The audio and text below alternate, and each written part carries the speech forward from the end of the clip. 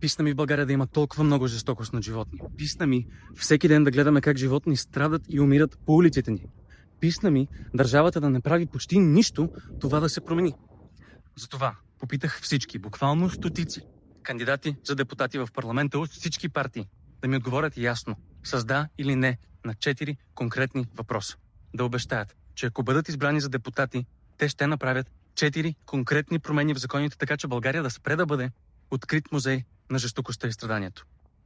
Над 250 кандидати отговориха и публикувахме техните позиции едно към едно на сайта невидими.bg.